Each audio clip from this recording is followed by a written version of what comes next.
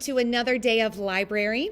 We are continuing on with coding, and we're going to get back into Scratch. So hopefully you enjoyed the first day getting to get logged in and explore and really learn and review all those different parts of the screen. You did really great labeling those, by the way.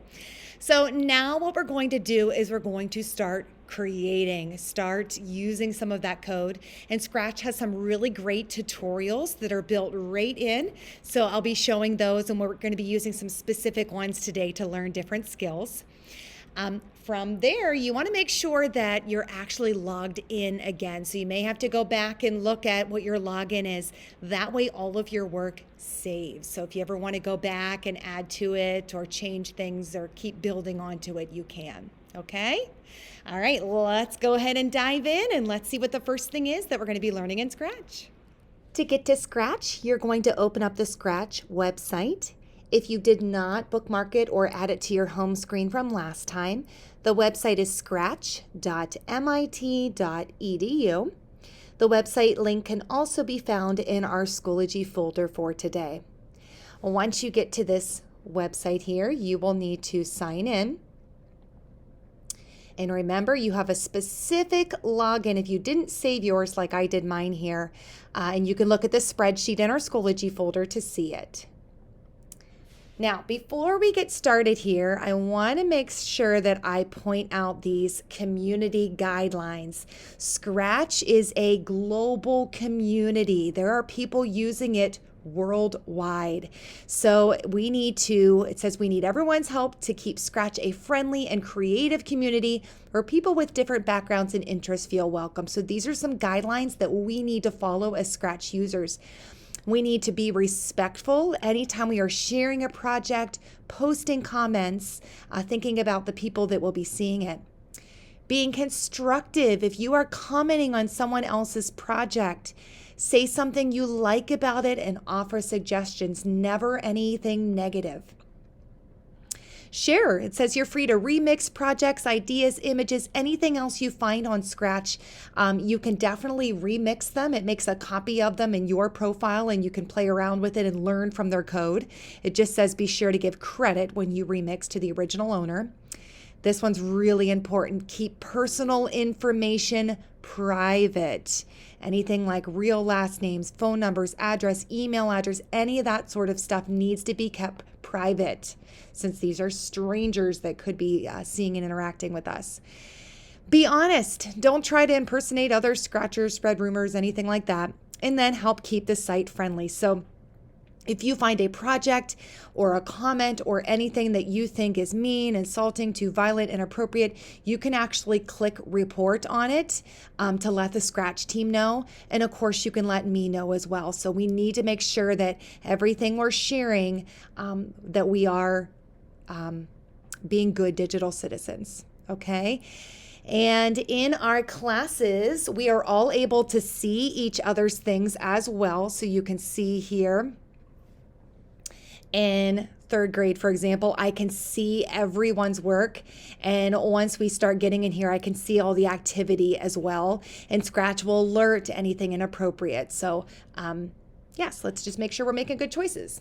All right, so to get started, we are going to head over here to the Create tab.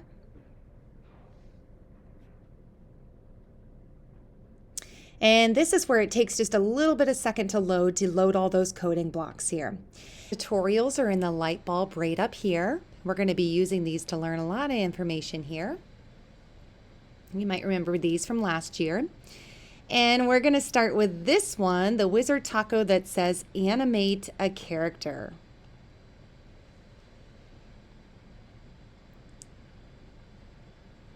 You can use Scratch to animate a character and bring it to life.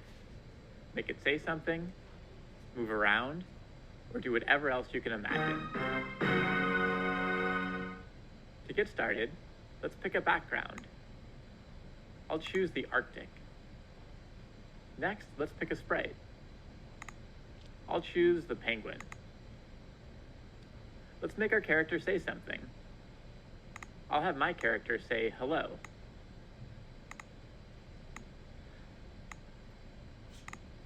Now let's animate it talking. We can do this by switching the sprite's costumes. Click the Costume tab to see the different costumes. We see this sprite has 4 costumes. Let's start with the penguin's mouth open, which is costume B. Then wait 0.5 seconds, and then switch to costume A, which is the penguin's mouth closed. Maybe we have it play a sound at the beginning.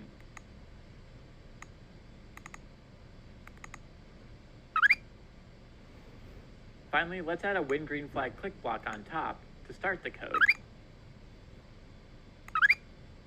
Click the green arrow to see this code again, and explore what else you might add to your project. Okay, and remember there's this green arrow here that we can click through if we wanted to see any of those steps again, since that was a lot of information, and we can shrink this too down smaller just to keep it here as we're working.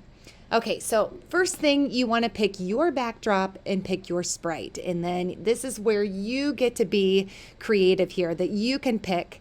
And in this one they showed the Arctic, so you could pick that one too like they showed, or you could certainly do something different.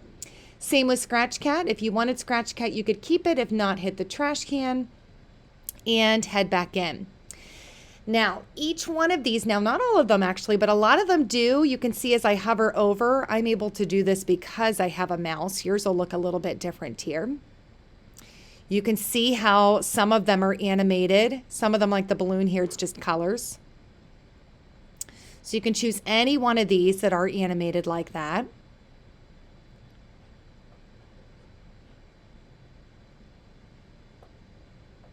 Oh, I like this one here, this hair. Okay, I'm going to choose that one. Okay, so now, starting with when the green flag is clicked. Now, they actually had their sprite say hello when the green flag is clicked. We can test that now. Okay.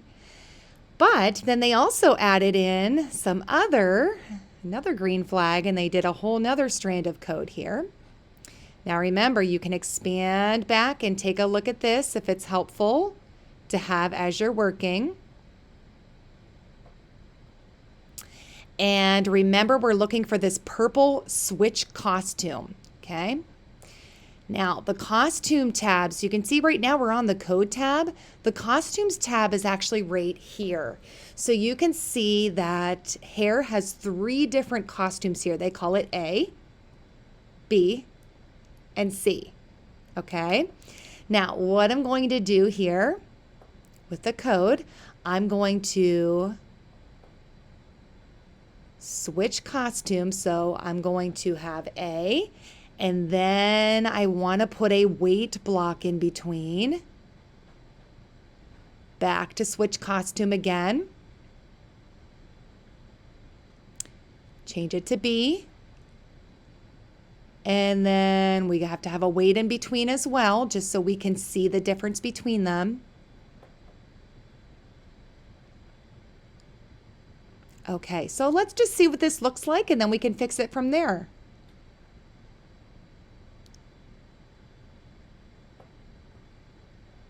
Okay.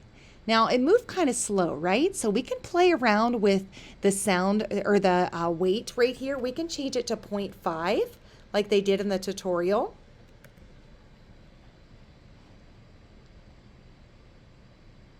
There we go. That's a little bit more smooth, right? Now another thing I might want to consider too is having my character move forward, right? Because it's just kind of staying in one spot. So if I wanted to, I could have it be moving forward each time here. So let's see if I did.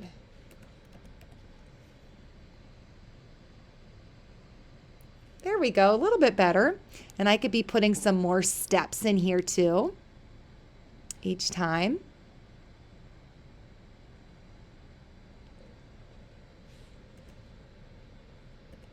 Okay, let's see what this looks like.